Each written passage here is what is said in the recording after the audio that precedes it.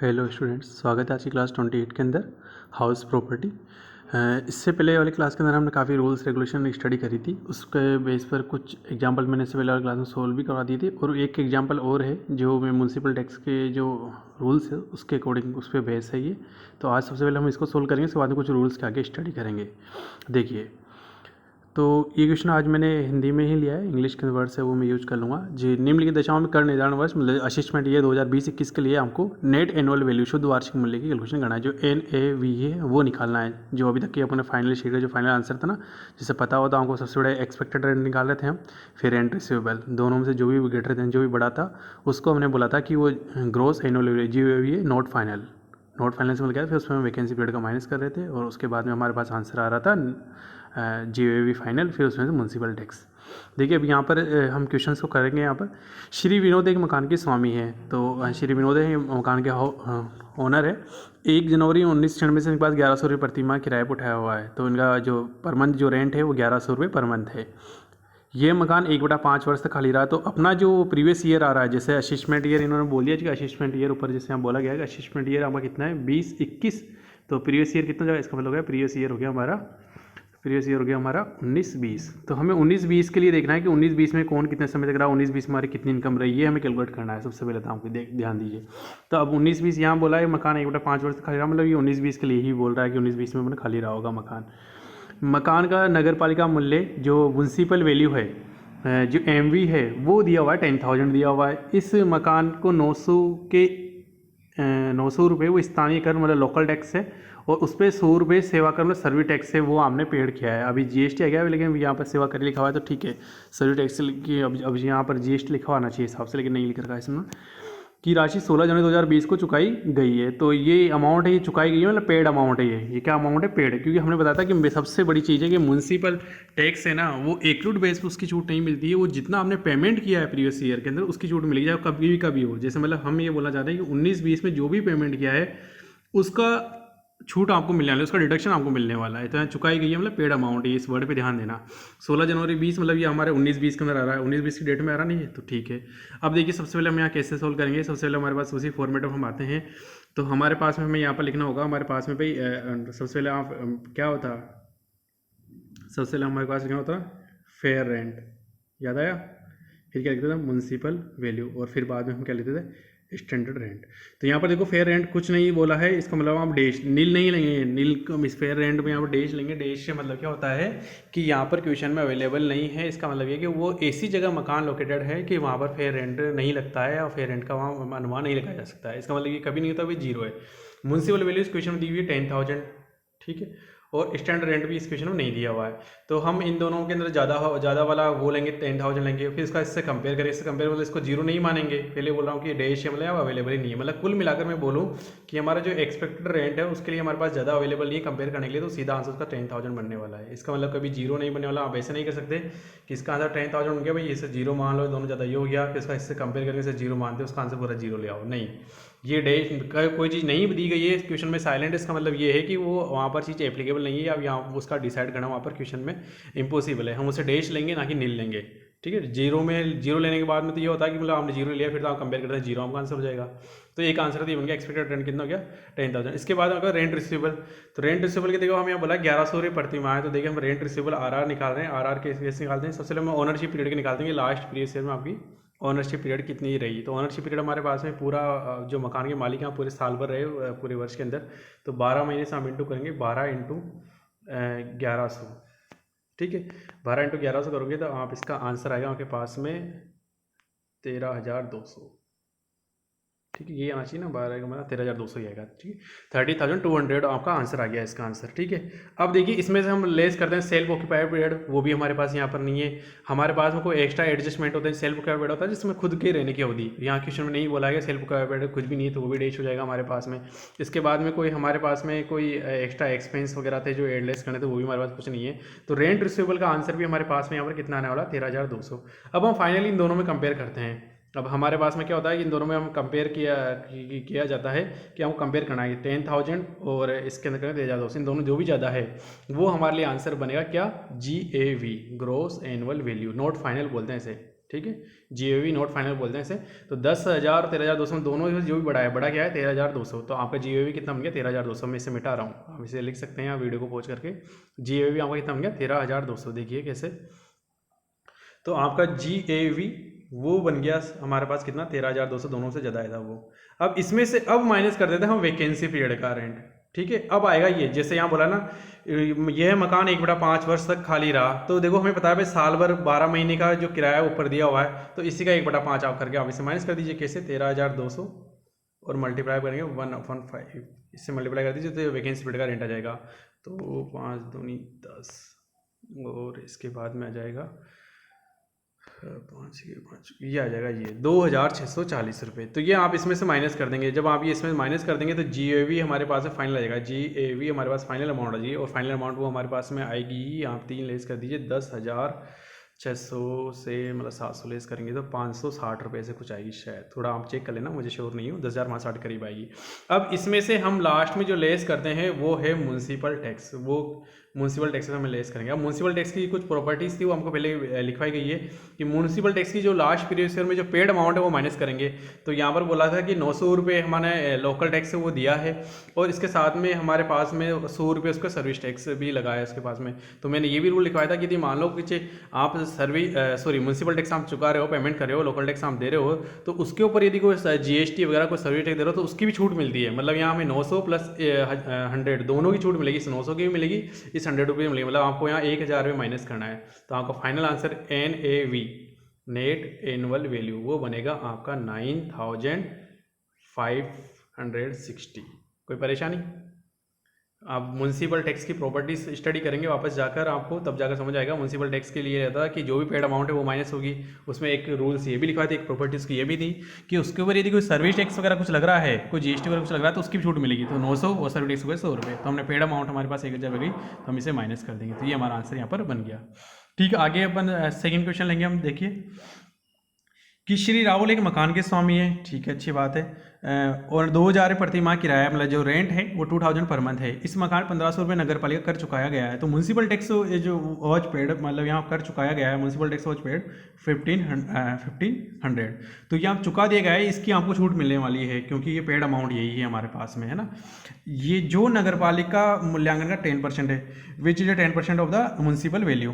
तो ये बताया गया है कि जो म्यूनसिपल वैल्यू का 10% है, ये म्यूनसिपल वैल्यू का 10%। तो यहाँ पर देखो इसकी पूरे क्वेश्चन में हमें और कहीं नहीं बोला है हमारे पास में, जिसमें से 900 रुपये किराएदार द्वारा अतिरिक्त भुगतान किया गया है। ये चलो इसका हम एडजस्टमेंट बाद में करेंगे। यहाँ पूरे क्वेश्चन के अंदर हमारे पास में ना तो स्टैंडर्ड रेंट है, ना फेयर रेंट है, ना म्यूनसिपल वैल्यू है हमारे पास में। तो हम इसे सोल्व कैसे करेंगे? देखो यहाँ म्यूनसिपल जो वैल्यू है वो आपको दी हुई है, थोड़ा अलग फॉर्म में दी हुई है। कैसे? थोड़े साथ से मैथमेटिक्स कैलकुलेशन कराई जा रही है कि हमने यहाँ पर बोला है कि 1,500 रुपये नगर पालिका कर चुकाया है, जो म्यूनसिपल टैक्स है वो चुकाया है। तो म्यूनसिपल जो टैक्स है वो चुकाया गया, हमने कितना चुकाया है भाई? 1,500 रुपये चुकाया गया है। और वो बोला है कि जो आपका जो म्यूनसिपल वैल्यू है, जो MV है, उसका 10% है। उसका क्या है? 10% है ये। तो मैं यूँ बोल सकता हूँ, इसे मैथमेटिकल फॉर्म में रखना चाहूँ मैं इसे, तो मैं इसे ऐसे बोल सकता हूँ, इसे मिटा रहा हूँ मैं एक बार। देखिए इसे मैथमेटिकल फॉर्म में रखना चाहूँ, ऐसे रखता हूँ कि यदि म्यूनसिपल वैल्यू है उसका मैं 10% करूँगा तो मेरे पास में आंसर आना चाहिए 1,500 रुपये, क्योंकि ऐसा क्वेश्चन में बोला गया है। ठीक है, ये लाइन बोला कि नगर पालिका मूल्य का 10 सॉरी ये नहीं, ऊपर वाले क्वेश्चन बोला गया, ये यहाँ पर बोला है कि नगर पालिका मूल्यांकन का 10% है। तो मैं म्यूनसिपल वैल्यू ऐसे निकाल सकता हूँ कि म्यूनसिपल वैल्यू बराबर 1,500, और ये जो मल्टीप्लाई में था वो इधर नीचे आ जाएगा, 10% परसेंटेज हटने के बाद में 100 से मल्टीप्लाई हो जाएगा। मतलब हमारे पास म्यूनसिपल वैल्यू हो जाएगी इसकी 15,000 रुपये। कोई परेशानी? ये थोड़ी सी मैथमेटिक्स कैलकुलेशन है आपकी, ये आपको करनी पड़ेगी, कॉमर्स में तो इतना आना ही चाहिए आपको। तो म्यूनसिपल वैल्यू का बोला था उन्होंने, तो इसलिए मैंने इंटू कर दिया, 10% बराबर लिख दिया, उसका आंसर दिया 1,500 रुपये। तो म्यूनसिपल वैल्यू मेरे पास में निकल गया 15,000 रुपये। अब इसके बाद में देखिए मैं वापस वही चीज़ बोलूँगा कि यहाँ पर मेरे पास में हम फेयर रेंट सबसे पहले लिखते थे, फेयर रेंट हमारे पास में नहीं है क्वेश्चन के अंदर, फेयर रेंट भी नहीं है मेरे पास में। इसके बाद म्यूनसिपल वैल्यू है मेरे पास में, वो कितनी आ गई मेरे पास में? 15,000 रुपये। और स्टैंडर्ड रेंट भी मेरे पास में नहीं है। तो ऐसे केस का बता, जब कुछ भी नहीं है तो आपका जो एक्सपेक्टेड रेंट है वो पूरा आने वाला है, एक ही वैल्यू आने वाली है, वो 15,000 रुपये आने वाली है। ये हमारे पास एक आंसर आ गया। सेकंड आंसर हमारे पास में होता था कि हमारे पास में रेंट निकाला था, रेंट रिसीवेबल कितना आ रहा है। तो रेंट रिसीवेबल की बात करें तो यहाँ पर बताया गया था कि 2000 पर मंथ है और कोई किराया आपका सेल ऑक्यूपाइड होगा तो 2000 पर मंथ है। तो हम सीधे देखिए 2000 मल्टीप्लाई बाय हम करेंगे 12 से, तो आपके पास आंसर कितना आ गया 24,000 रुपये। अब इस 24,000 रुपये से आप सेल ऑक्यूपाइड पेड है वो माइनस करते हैं, वो इस क्वेश्चन के अंदर नहीं है। जो अदर एक्सपेंस का एडजस्टमेंट है वो इस क्वेश्चन के अंदर भी नहीं है, डैश डैश चलने वाला है। तो आपका जो रेंट रिसीवेबल है आर जो बनने वाला है वो कितना बनने वाला है 24,000 रुपये आपका आर बनने वाला है। 24,000 रुपये आपका आर बन गया। अब आप बात करेंगे कि हाँ 24,000 रुपये आर बन गया, ठीक है अच्छी बात है। अब इसमें से और इसमें से आर में से इन दोनों से जो भी ज़्यादा है वो जीएवी बनता है, gross annual value not final बनता है। तो दोनों ज़्यादा कितना आ रहा है 24,000 रुपये यहाँ बन जाएगा जीएवी। ठीक है, अब इसके बाद में से देखिए बात कीजिए, यहाँ पर वैकेंसी पीरियड भी नहीं है यहाँ पर, तो वैकेंसी पीरियड से माइनस करेंगे तो वो आंसर आता हमारे पास में जीएवी फाइनल। तो जीएवी फाइनल भी हमारा इस क्वेश्चन में 24,000 भी आने वाला है। ठीक है, जी फाइनल नंबर कितना 24,000 की वैकेंसी पीरियड हमारे पास नहीं है, तो नहीं है तो सारे वो वैल्यू डैश डैश डैश नील जाने वाली है। तो 24,000 हमारा आंसर बन गया। तो जीएवी हमारा 24,000 बन गया। अब इसके बाद में देखिए जीएवी, ठीक है आपका बन गया कितना 24,000 रुपये। अब आपके क्वेश्चन पे हम आते हैं, इस पे जिस कंसेप्ट के लिए क्वेश्चन बताया गया कि म्यूनसिपल टैक्स से 1,500 रुपये है, तो म्यूनसिपल टैक्स हम माइनस करते हैं पेड अमाउंट। सही है बात कि म्यूनसिपल टैक्स अमाउंट है जो पेड अमाउंट है वो माइनस करते हैं। जो म्यूनसिपल टैक्स की पेड अमाउंट है, एक मिनट, तो जो म्यूनसिपल टैक्स की जो पेड अमाउंट है उसकी यदि अगर बात करें तो म्यूनसिपल टैक्स की पेड अमाउंट इस क्वेश्चन में दी हुई है 1,500 रुपये दी हुई है 1,500 रुपये। तो एक बार इच्छा होती है कि मैं 1,500 पूरे पूरे यहाँ पर माइनस कर दूँ, नहीं, लेकिन ऐसा नहीं होगा क्योंकि उसमें आगे बोला गया कि जिसमें से 1,500 रुपये से बात की 900 रुपये किराएदार द्वारा अतिरिक्त भुगतान किया गया है। तो 1,500 में से हम बोलेंगे कि 900 रुपये तो किराएदार ने चुकाए हैं, तो फिर बाद में मकान वाले ने कितने चुकाए हैं 600 रुपये। तो हम यहाँ पर माइनस करेंगे 1,500 की जगह केवल 600 रुपये, क्योंकि एक प्रॉपर्टी एक रूल्स मैंने ये भी लिखवाया था कि जो म्यूनसिपल टैक्स किराएदार द्वारा टेनेंट द्वारा चुकाए जाते हैं उनका कोई एडजस्टमेंट नहीं करेंगे, उनका कोई एडजस्टमेंट नहीं होगा, वो एड लेस वगैरह कुछ भी नहीं होंगे, समझे।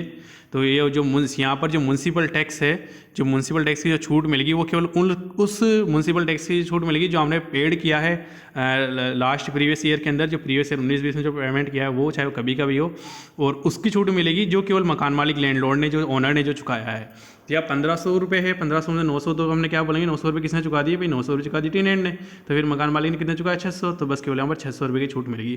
तो 24,000 में 600 माइनस करेंगे तो NAV आपका निकल कर आएगा, फाइनल आंसर यहाँ पर 24,600 माइनस कर 23,700। ठीक है, 23,700 आपका ये एक आंसर निकल कर आएगा। तो इस प्रकार इसका आंसर कंप्लीट हुआ। इसके बाद नेक्स्ट क्वेश्चन पे अपन चलते हैं।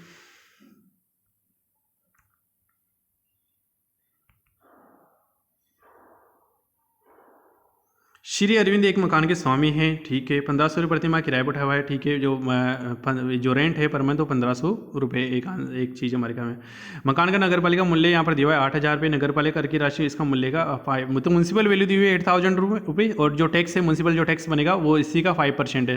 तो 8 पंजे 40 कितना बन गया, ये बन गया 400 रुपये, सिंपल सा 5% 400 बन गया। अब देखिए इंपॉर्टेंट 2016, 17, 18 से तक के नगर पालिका करों का भुगतान 31 दिसंबर 19 को किया गया है। तो 16-17 से आप काउंट करेंगे, 16-17 के बाद 17-18 और 18-19, मतलब 3 साल हो गई है, काउंट करके देख लीजिए 16-17, 17-18, 18-19, ठीक है। तो यहाँ पे तीन साल हो गए। तो इन 3 वर्ष का जो 3 ईयर्स का जो म्यूनसिपल टैक्स है वो आपने चुकाया 31 दिसंबर 2019 को, ठीक है। गत वर्ष का जो नगर पालिका कर है, मतलब 18-19 तक का चुकाया। गत वर्ष कौन सा है हमारा, गत वर्ष हमारा जो प्रीवियस ईयर उसकी बात की जा रही है, इंग्लिश में बोलते हैं प्रीवियस ईयर, वो हमारा 19-20 है, वो हमारा क्या है 19-20। तो उसका तो भाई अभी तक भी बाकी है, उसका तो हमने अभी तक भी नहीं चुकाया, ठीक है, ये बोलना चाह रहा है, अगर अभी तक भी बकाया है तो आपका इस क्वेश्चन का आंसर देना है। तो देखिए सबसे पहली चीज़ तो मैं आपको बता दूं यहाँ शॉर्ट के अंदर कि हमारे पास में केवल एक्सपेक्टेड रेंट में जो आंसर आने वाला है वो केवल 8,000 आने वाला है। क्यों आने वाला है, क्योंकि हमारे पास में और कुछ है ही नहीं, फेयर रेंट वगैरह कुछ है ही नहीं। तो एक्सपेक्टेड रेंट ER का आंसर तुम्हारा पास यहीं पे कंप्लीट हो गया, पूरा नहीं लिखूंगा, ER का आंसर तो यही हो गया। 1,500 रुपये प्रति माह के पर मंथ किराया है, तो इसे 12 से इंटू करेंगे, तो 12 से इसे इंटू करने के बाद शायद 18,000 रुपये इसका आंसर आएगा, ठीक है। मैं श्योर नहीं हूँ, 18,000 रुपये आएगा, जहाँ मैं कैलकुलेशन कर रहा हूँ तो 18,000 रुपये आ रहा है मेरे पास में, आंसर ये, ठीक है। ये आपका RR बन गया, इसमें कोई एडजस्टमेंट नहीं होगा क्योंकि इसमें सेल्फ ऑक्यूपाइड पीरियड भी नहीं है और कुछ भी नहीं है, इसका जो एक्सपेंस वगैरह भी नहीं। इन दोनों से जो भी ज़्यादा होता है वो GAV बनता है। तो GAV की बात करें तो ये ज़्यादा है, तो ये बनेगा GAV नॉट फाइनल बनेगा हमारे पास 18,000 रुपये, ये बन गया GAV। इन दोनों से जो भी ज़्यादा है वो बन गया शॉर्ट। जब इसमें से वैकेंसी पीरियड माइनस करते हैं, वैकेंसी पीरियड भी नहीं है, तो फिर हमारा जीएवी फाइनल भी यही आंसर बनने वाला है, वैकेंसी पीरियड भी हमारे पास में नहीं है। तो जीएवी हमारे पास कितना आ गया, 18,000 रुपये। ठीक है, हम यहाँ से कहानी स्टार्ट करेंगे हमारी जो मेन कहानी।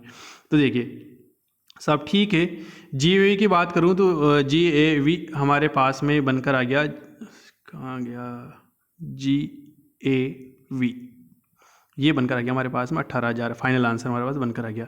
इसमें से हमें म्यूनसिपल टैक्सेस माइनस करने होते हैं। ठीक है, हम म्यूनसिपल टैक्स माइनस करना चाहते हैं। अब देखिए हमारा जो प्रीवियस ईयर है वो 19-20 है, ये हमने पहले ही भी निकाल लिया 19-20 है। 31 दिसंबर 2019 की जो डेट है, जिस डेट को हमने पेमेंट किया है वो क्या इसी में आती है, बिल्कुल इसी में आती है, क्योंकि अप्रैल 19 से लेकर स्टार्ट होगा और मार्च 20 तक जाएगा ये, तो 31 दिसंबर 19 इसी में आती है। तो इस डेट को हमने जो पेमेंट किया है वो इसी प्रीवियस ईयर में माना जाएगा। इसी प्रीवियस ईयर में हमने पिछले 3 सालों का पेमेंट किया और 1 साल का हमारे पास में 400 रुपये आया था। कैसा आया था, 8,000 था, 8,000 का 5% हमने निकाला, तो 1 साल का रेट आई थी हमारे 400 रुपये। तो 3 साल का कितना होगा, 400 मल्टीप्लाई बाय करेंगे अपन, कितना हो गया, 400 मल्टीप्लाई 3, तो 4 दिए 1,200 रुपये। क्या कोई परेशानी इसके अंदर? तो 1,200 रुपये हमारा बन गया है म्यूनसिपल टैक्स, जो हमने लास्ट ईयर के अंदर 19-20 के अंदर पेमेंट किया है। कौन कौन सी ईयर या 16, 17, 17, 18, 18, 19 का पेमेंट किया है। तो यहाँ पर हमें 1,200 रुपये की छूट मिलेगी, क्योंकि हम पेड अमाउंट की छूट मिलती है। हमारा प्रिंसिपल बोलता है कि जो भी इस प्रीवियस ईयर में हमने पेमेंट किया है उसकी छूट मिलेगी। तो हमने पेमेंट किया है चाहे वो पिछले वर्षों का है। तो हमारे पास जो आंसर जाने वाला है वो जाने वाला है यहाँ पर 16,800 रुपये। ये NAV आंसर बनने वाला है हमारा, NAV हमारा आंसर बनने वाला 16,800 रुपये। कोई प्रॉब्लम इसके अंदर? इसके अंदर पिछले साल का बाकी है, आपके इसमें बोला था गत वर्ष मतलब 19-20 का जो वो तो बाकी है अभी तक, ये तो बाकी है, तो हमें उससे कोई फर्क नहीं पड़ता। वो जब भी पेमेंट करेगा, चाहे वो 10 साल बाद पेमेंट करे या 2 साल बाद पेमेंट करे, तो जब जिस दिन वो पेमेंट करेगा उस ईयर में उसकी छूट मिलेगी, उस प्रीवियस ईयर में उसकी छूट मिलेगी। तो अभी हमें नहीं विचार करना उसके ऊपर कि इस साल का बाकी है या एडवांस है या पिछले साल का हमने चुकाया है। हमने तो हमारे इस ईयर के अंदर कितना पेमेंट किया उस पर ध्यान लगाया। तो 31 दिसंबर 19 मतलब इस डेट के अंदर आ रहा है वो, उसको हमने पेमेंट ये किया है। तो इसका आंसर बन गया 16,800 रुपये। अब लास्ट इसका एक और एग्जाम्पल है, ये हम देखते हैं। श्री अशोक एक मकान का निर्माण जनवरी 1996 से प्रारंभ किया था। ठीक है, बहुत पहले से मकान बना रहे हैं, उससे हमारे को आंसर ज़्यादा इफेक्ट नहीं जाने वाले। सब लैंग्वेज हमको कन्फ्यूज करने के लिए होती है कि कब से मकान चल रहा है क्या है। हमें तो ये देखना होता है कि लास्ट जो प्रीवियस ईयर है हमारा, जैसे हमारा प्रीवियस ईयर 19-20 में, उसमें कितने समय के लिए हमारे पास मकान रहा है। या तो पूरे साल भर ले रहा तो ओनरशिप पीरियड 12 महीने का हो गया, कोई पहले ही बेच दिया या बाद में लेट बना वो तो 12 महीने से कम भी हो सकता है। ठीक, आगे बोला कि 3,000 प्रतिमाह किराया। ठीक है भाई, रेंट की जो बात किया 3,000 पर मंथ है।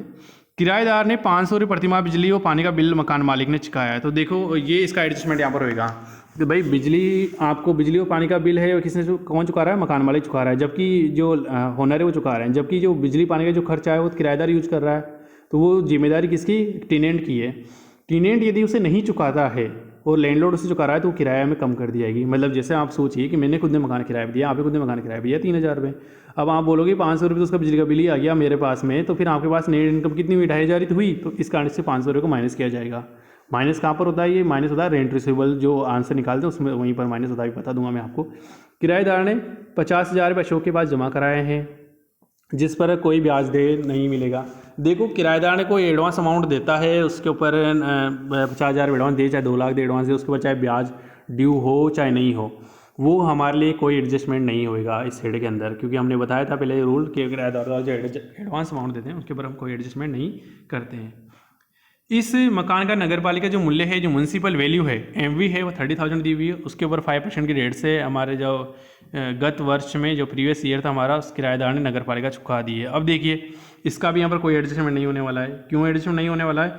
क्योंकि नगर पालिका जो कर है, जो म्यूनसिपल टैक्सेस है, अभी ऊपर भी आया था नियम, ये म्यूनसिपल टैक्सेस यदि कौन चुकाता है, ओनर चुका रहा है, तो उसको छूट मिलेगी सबसे लास्ट के अंदर NAV के अंदर। और यदि ये किराएदार द्वारा दे रहा है तो वो नहीं मिलेगी। जैसे अभी 1500 से हमने 900 ऊपर वाला एग्जाम्पल माइनस किए थे, 600 ही केवल लिखे थे। तो यहाँ पर भी हमारे पास में ये इसका कोई एडजस्टमेंट नहीं करने वाले हम, क्योंकि ये कौन दे रहा है, ये किराएदार दे रहा है, ये टेनेंट दे रहा है। ये टेनेंट देने के कारण इसका कोई एडजस्टमेंट नहीं हुआ है। किराएदार ने गत वर्ष में 1,000 रुपये मरम्मत व्यय और 1,500 रुपये बीमा व्यय चुकाया। तो देखो किराएदार की ही जिम्मेदारी है कि है ना, मरम्मत व्यय, इंश्योरेंस एक्सपेंस वो खुद ही अफोर्ड करे। ये मैंने आपको पहले लिखवा दिया था, ये सारे खर्चे है उसकी खुद की जिम्मेदारी। तो इनका भी हमारे पास कोई एडजस्टमेंट नहीं करने वाला है। ठीक है, ये सारे खर्चे उसी की जिम्मेदारी, किराएदार की जिम्मेदारी किराएदार को दे रहा है। एडजस्टमेंट कब होता है? जब जिम्मेदारी तो किराएदार की हो और है ना मतलब टेनेंट की हो और ओनर उसे चुका रहा हो, या फिर जिम्मेदारी ओनर की हो और फिर टेनेंट दे रहा हो। मतलब जब रिवर्स होता है तब तो एडलेस कुछ करना पड़ेगा, हमें एडजस्टमेंट करना पड़ेगा। जब जिसकी रेस्पॉन्सिबिलिटी है और वो खुद ही पेमेंट कर रहा है तो फिर उसका कोई एडजस्टमेंट होएगा ही नहीं। ठीक है। जैसे अभी किराएदार है तो उसमें 1000 रुपये मरम्मत में, 1500 रुपये माह भी चुका है, तो उन्हीं की जिम्मेदारी है। ठीक है। तो लेकिन 500 रुपये प्रति माह बिजली पानी का बिल था, वो मकान वाले चुकाया, जबकि जिम्मेदारी किसकी थी? वो जिम्मेदारी थी वो टेनेंट की। तो उसका एडजस्टमेंट होगा। अब देखिए इसको अपन सोल्व करते हैं, आगे देखते हैं। तो सबसे पहले देखिए यहाँ पर म्यूनसिपल वैल्यू भी दी हुई है हमारे पास में कैलकुलेशन के अंदर।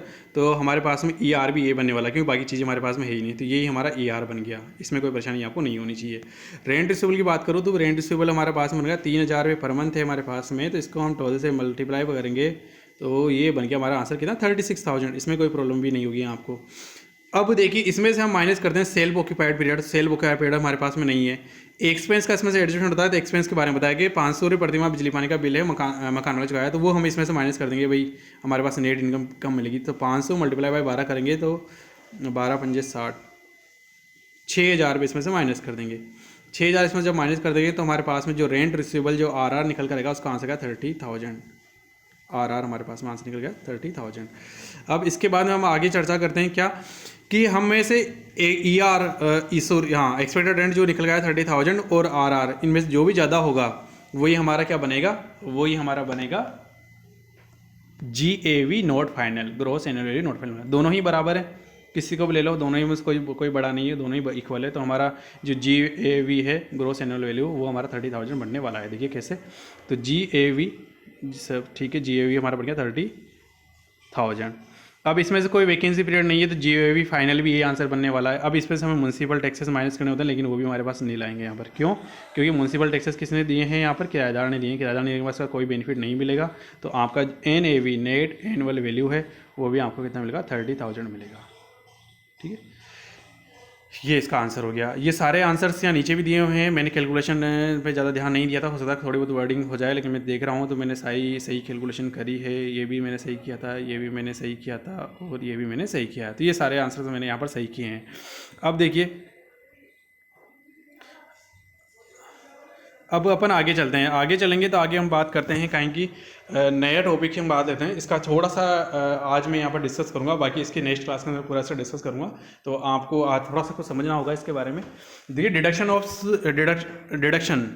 Out of annual value. तो एनुअल वैल्यू जो नेट एनुअल वैल्यू जब भी देखी ना अपन ने, देखो हम कहाँ से स्टार्टिंग करी थी? अपन स्टार्टिंग करी थी, बहुत पुरानी लंबी स्टडी हो गई हमारी। जैसे कैसे सबसे पहले हमने लिया था फेयर रेंट लिया था, ठीक है, फिर हमने लिया था म्यूनसिपल वैल्यू, फिर हमने लिया था स्टैंडर्ड रेंट, फिर इन सब में से कंपेयर करके हमने निकाला था ER। एक आंसर निकाला था हमने क्या? बहुत सारे सेल्फ ऑक्यूपाइड पीरियड था, खर्चे थे, उन सबको एडजस्टमेंट करके हमने निकाला था RR। इन दोनों से जो भी ज़्यादा था उसको लिया था हमने GAV नोट फाइनल। फिर उसमें से हमने लेस किया था वैकेंसी पीरियड। फिर हमारे पास GAV आया था फाइनल, और जब GAV फाइनल आया था तो उसमें से हमने माइनस किया था म्यूनसिपल टैक्सेस। फिर आया था हमारे पास में नेट एनुअल वैल्यू। क्या आया था? फिर हमारे पास NAV नेट एनुअल वैल्यू हमारे पास में आया था। तो क्या नेट एनुअल वैल्यू भी हमारा फाइनल आंसर है? नहीं। अब इसमें एक लास्ट एडजस्टमेंट है, उसके बाद में हम लिखेंगे जो वर्ड जिसके लिए हम चैप्टर स्टडी कर रहे हैं, वो आंसर हमारा अब बनने वाला है, जिसको हम बोलते हैं ना भाई हमारी इनकम फ्रॉम हाउस प्रॉपर्टी कितनी हुई। वो इनकम फ्रॉम हाउस प्रॉपर्टी अब निकल कर आएगी आपके सामने। इनकम फ्रॉम हाउस प्रॉपर्टी अब निकल कर आएगी जब ये डिडक्शन आपस में माइनस करोगे। तो अब NAV में से ये डिडक्शंस माइनस होंगे। अब ये एक स्टेप और आगे बढ़ रहा है, लेकिन इसके बाद कोई स्टेप नहीं है। तो काफ़ी कन्फ्यूजन होता है, बहुत आगे तक पहुंच चुके हैं, लेकिन फिर भी मैंने सबसे ईजी, दुनिया के सबसे ईजी तरीके से आपको समझाया है। मैं आपको गारंटेड बोल सकता हूँ इससे ईजी कुछ नहीं है।